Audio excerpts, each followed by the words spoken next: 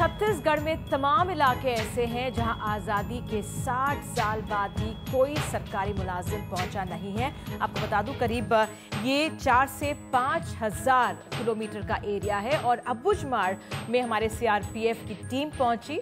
कहा जा रहा है कि ये सिर्फ 20% ऐसा इलाका है जो फिलहाल पहली बार 60 सालों बाद सीआरपीएफ टीम या सरकार की तरफ से कोई इन इलाकों में पहुंचा है।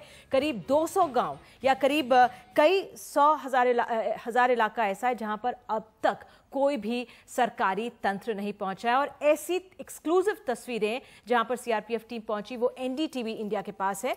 आपको बता दें कि यहां पर एक तरह से इसको माओवादियों का गढ़ माना जाता था। माओवादियों की तलाश करते हुए हाल ही में सीआरपीएफ ने एक ऐसा गांव ढूंढ निकाला है जहां पर आज़ादी के बाद से जो सबकी नजरों से दूर इलाका था। इतने दिनों तक किसी ने क्यों यहां की सुध नहीं ली, यही समझना चाहेंगे, लेकिन पहले देखिए ये रिपोर्ट।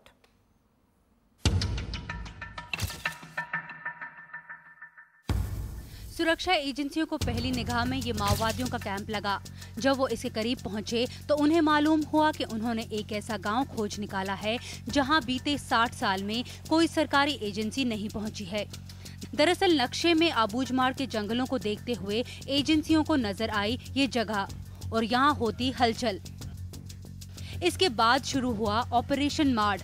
5 मार्च से 18 मार्च तक चले इस ऑपरेशन में कुल 3000 सुरक्षा कर्मी लगे, 2500 सीआरपीएफ के लोग और 500 छत्तीसगढ़ पुलिस के लोग। इन्होंने पूरे इलाके को 3 अलग अलग हिस्सों से छान मारा। आखिरकार वो बोडीगुड़ा नाम के इस गांव तक पहुंचे। सुरक्षा बलों के मुताबिक इस छोटे से गांव में सिर्फ 15 से 20 घर हैं।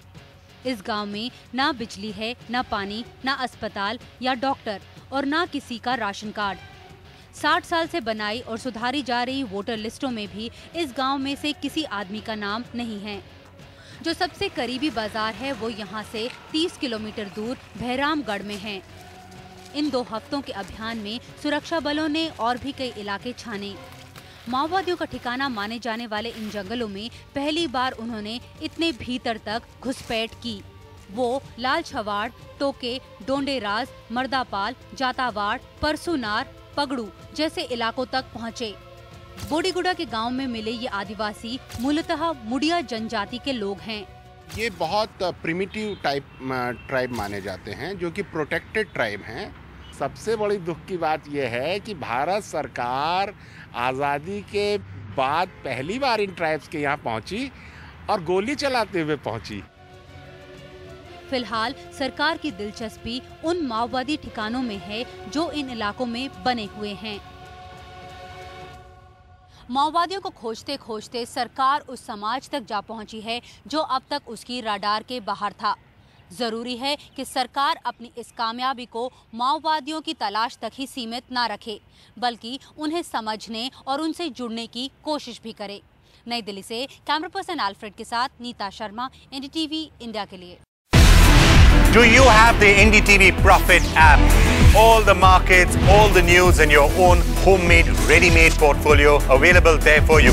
We will right now answer what you should sell, what you should buy when markets are down. Download at ndtvprofit.com/apps. Get the best app from the channel you trust.